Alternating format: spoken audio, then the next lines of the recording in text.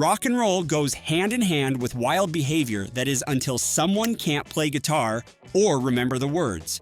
It's not uncommon for rock stars to have a few drinks before performing, but sometimes they go overboard, leading to uncomfortable or even tragic performances. So in this video, we will discuss the 12 drunkest performances in history. 12. Amy Winehouse. Amy Winehouse, the acclaimed singer known for her soulful voice and chaotic personality, faced a distressing moment in 2011 during a concert in Belgrade, Serbia. In front of a crowd of 20,000 fans, Winehouse's performance quickly spiraled out of control. Reports from the event described her as appearing intoxicated and disoriented, with her singing muddled and erratic. Throughout the hour-and-a-half set, she stumbled across the stage, at times abandoning her microphone and leaving her band to carry on without her. The disappointment of the audience was visible, with many expressing their frustration through boos and jeers. For fans who had eagerly anticipated seeing her live, the reality was a far cry from their expectations. Her team tried their best to keep her away from alcohol. They even ordered hotel staff to remove alcohol from her room, but still, she was unable to maintain sobriety. The concert in Belgrade was meant to be the beginning of a new chapter for her, but instead, it served as a stark reminder of the grip addiction had on her life. Tragically, Winehouse's struggles with substance abuse continued, and she passed away later that year, leaving behind a legacy of musical talent overshadowed by the pain of addiction. 11. The Replacements. On January 18, 1986, The Replacements, a band known for their raw energy, took the stage at Saturday Night Live and got themselves banned from ever returning. But what really happened? Well, the band, particularly guitarist Bob Stinson, had been hitting the bottle hard throughout the day. By the time they went live on national television, they were feeling down and aggressive. During their performance, lead singer Paul Westerberg stumbled through the vocals, occasionally wandering off the mic and around the stage in a daze. At one point, he even turned to Stinson and used abusive language. But it wasn't just Westerberg. The entire band seemed to be in a state of disarray. Their rendition of Bastards of Young was out of tune, they forgot some lyrics, and they returned to the stage after the first song wearing each other's clothing in a mismatched fashion. The chaos did not sit well with SNL creator Lorne Michaels. As a result, the Replacements found themselves banned from ever gracing the SNL stage again. 10. Oasis, Liam Gallagher. In the late 90s, Oasis was on top of the world. The British band had rocked the legendary Nebworth shows, playing to 250,000 fans, and their fame seemed unstoppable. But behind the scenes, tensions between brothers Liam and Noel Gallagher were brewing, and their wild behavior was making headlines. At a gig in France in 1997, things came to a head when Liam Gallagher took the stage in a state of intoxication. Instead of delivering a polished performance, Liam's antics stole the show differently. With his inhibitions lowered, Liam's behavior became increasingly erratic. He was wiggling on the stage and climbed on anything he could get his hands on. In a surreal moment, he even used the drummer's cymbals as makeshift percussion instruments, banging away with his hands in front of thousands of fans. For those in attendance, it was a spectacle, unlike anything they had seen before. While some may have found it entertaining, others were left scratching their heads at the chaotic display unfolding before them. 9. Creed's Scott Stapp. In the world of rock music, there are performances that go down in history for all the wrong reasons. One such instance occurred in 2002 when the band Creed took the stage in Chicago and delivered a performance that left fans feeling disappointed and outraged. The concert, which took place in Chicago, quickly turned into a disaster as lead singer Scott Stapp's behavior took center stage. According to fans, Stapp appeared to be heavily intoxicated or medicated, and as a result, he was unable to sing coherently. Throughout the performance, Stapp reportedly left the stage multiple times during songs, rolled around on the floor in apparent distress, and even appeared to pass out at one point. After the concert, fans collectively sued the band members, citing their shared experience of disappointment and frustration. The lawsuit alleged that Stapp's behavior was a major contributing factor to the poor quality of the performance.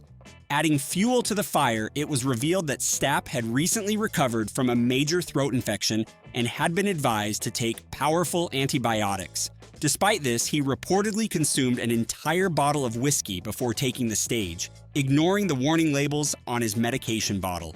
In response to the backlash, Creed issued a statement apologizing for the performance, attempting to spin it as the most unique of all Creed shows and a part of rock and roll history.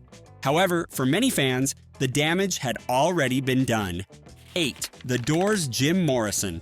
In the history of rock and roll, few figures loom as large and enigmatic as Jim Morrison.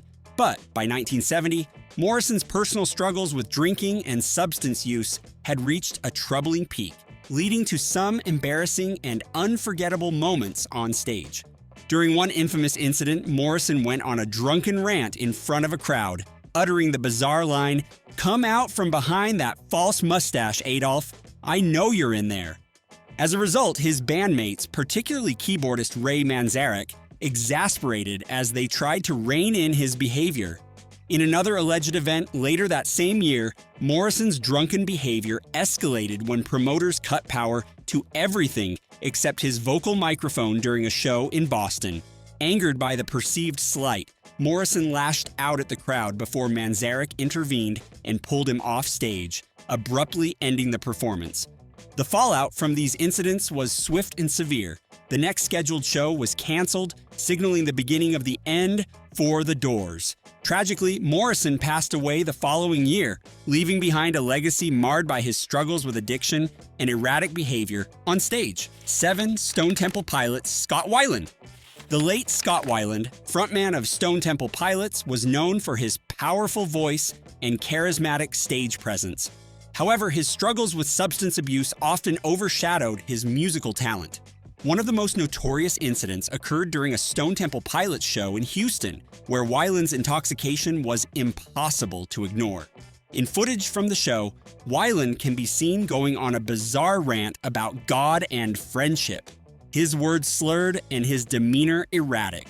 It was clear to fans and bandmates alike that something was wrong. Adding to the concern was the fact that the set was shortened and the band had a late start, further fueling speculation about Weiland's drinking. The performance was marred by his behavior, leaving fans disappointed and worried about his well-being. This incident was just one of many in Weiland's long history of substance issues, which ultimately contributed to his untimely passing in 2015.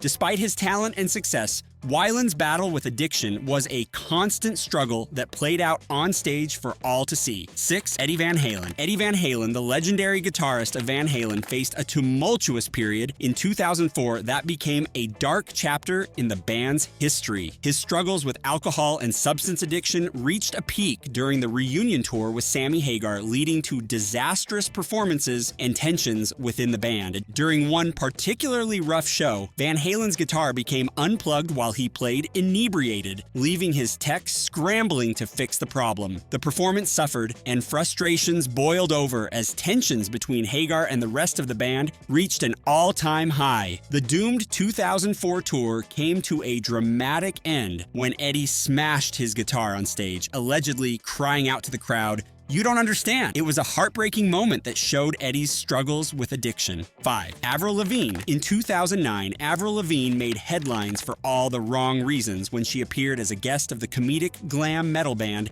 Steel Panther. Fans attending the performance reported that Lavigne seemed to be under the influence of alcohol as she belted out "I Love Rock and Roll," famously performed by Joan Jett and the Blackhearts. Unfortunately, Lavigne's spirited rendition was completely off-key, leaving many fans cringing in embarrassment. This wasn't the first time Lavigne had crossed paths with Steel Panther. Reports surfaced that she had considered having them perform at her wedding with Chad Kroeger. The band even joked about the possibility, expressing their excitement at the prospect of playing at Chaz and Avril Lavigne's wedding. However, the performance with Steel Panther didn't quite go as planned, with Lavigne's intoxicated state leading to a disastrous performance. The incident served as a reminder that even rock stars aren't immune to the pitfalls of excessive drinking and the embarrassment that can come with it. 4. Beach Boys' Carl Wilson. In 1978, during a performance of their iconic song Good Vibrations, Beach Boys member Carl Wilson hit a low point. Reports from the concert described Wilson stumbling over lyrics and going off-pitch throughout his signature lead, shocking fans and tarnishing the band's reputation. This incident marked a troubling time in the Beach Boys' history, a period that continued to decline until the passing of Wilson's brother, Dennis, in 1983. The band struggled with internal conflicts and personal issues, further impacting their performances and overall success. Despite the challenges they faced, the Beach Boys left an indelible mark on music history with their landmark release, Pet Sounds, and their string of commercial successes. Carl Wilson, in particular, was known for his musical talent and contributions to the band's sound. 3. Guns N' Roses Slash. Guns N' Roses burst onto the music scene with a reputation for wild antics and intense behavior. In 1991, during a performance of their hit song Welcome to the Jungle, guitarist Slash struggled to play the intro, appearing too inebriated to comprehend the notes he was playing. The sloppy performance left fans disappointed and questioning the band's professionalism. This incident was not the first time Slash had made headlines for his behavior. The previous year, the legendary hard rock guitarist caused a stir at the American Music Awards when he cursed during his acceptance speech. Reflecting on the event later, Slash admitted that he didn't remember much of what he said on stage, but acknowledged that it was likely filled with expletives. Despite these moments of controversy, Guns N' Roses music continued to resonate with fans around the world. Slash's iconic guitar playing and the band's raw energy contributed to their lasting legacy in the world of rock and roll. 2. Nirvana's Kurt Cobain. In 1991, before the massive success of Smells Like Teen Spirit, Nirvana embarked on a tour that would become infamous for its wild antics and sloppy performances. During one show, the band played a particularly messy version of their song In Bloom, with singer Kurt Cobain visibly staggering around the stage and stumbling through the performance. The tour, which also featured Sonic Youth, was known for its drinking and partying, as documented by Dave Markey, a friend of Sonic Youth who filmed the festivities. This doubleheader tour brought together two influential bands but also showcased the darker side of life on the road. During the tour, Cobain's behavior was erratic, fueled by alcohol and partying. It was during this time that he crossed paths with Courtney Love, who was dating Smashing Pumpkins' Billy Corgan at the time, and attended one of the shows in Rotterdam. 1. Green Day's Billie Joe Armstrong. In 2012, Green Day lead singer Billie Joe Armstrong's years of drinking and substance use came to a head during a performance at the iHeart Music Festival in Las Vegas. When a monitor alerted him that they had 1 minute left to perform, Armstrong stopped the song and launched into an intoxicated tirade against the festival for cutting their set short.